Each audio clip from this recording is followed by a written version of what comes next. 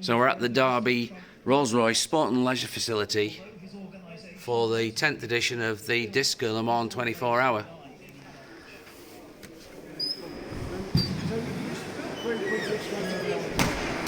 I'm going to say hi. So here we are. This is probably the largest digital slot car track on the planet.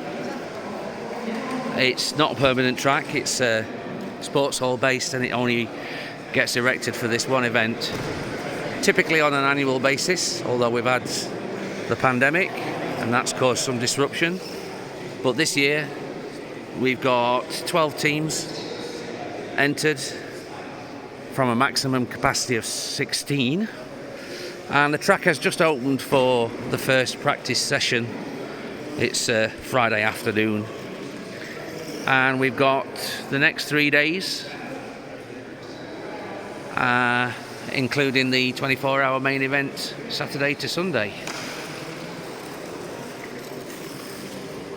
There are teams here from Holland and Belgium and the UK, and I don't think there are any more international guests. But this is the paddock area. All these tables are set up for people to use as they will. It'll get slightly busier as more teams arrive. For a lot of teams this is travel day. What we have over here is the race control computer or monitor for competitors to see, and then during the night this will be, in fact during the whole race, this is the only area that you're supposed to be able to, the only area that you're allowed to pit a car, maintain a car. There are some lights there, but of course in the dark they're the only lights in the room. There's pieces of power track and soldering irons, but at this stage most teams will be changing their firmwares in the car chips, in the hand controllers, to get onto the requisite Oxygen Digital 4.0 standard that's being run here for the first time this year.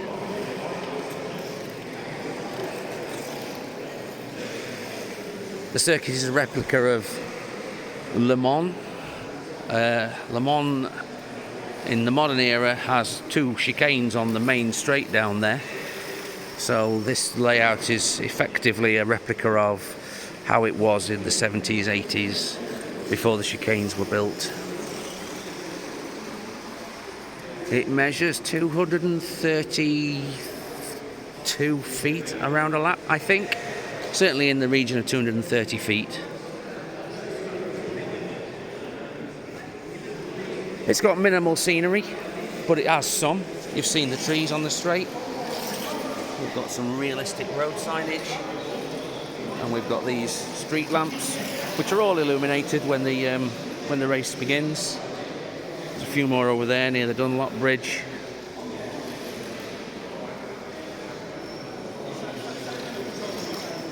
That's the Ford chicane and the pit lane on the main start-finish straight.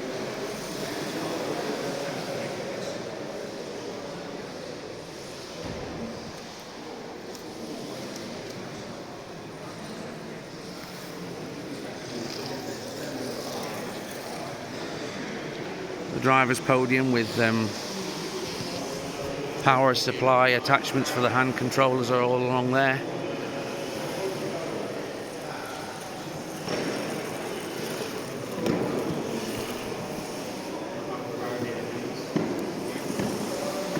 Yeah, some people barriers, because the visibility for this end of the podium down to the pit lane area can get quite difficult if there are a lot of people attending to cars in that area.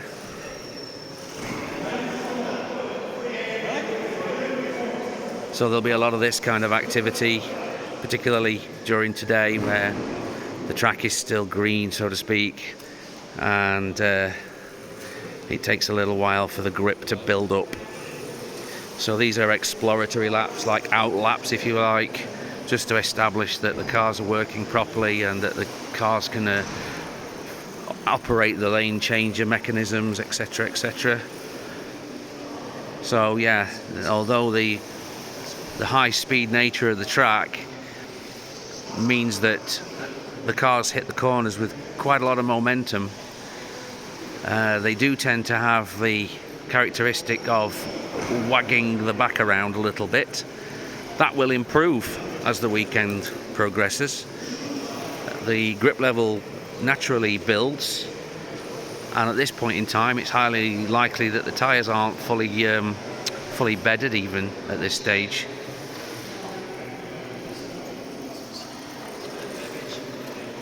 So there's just a brief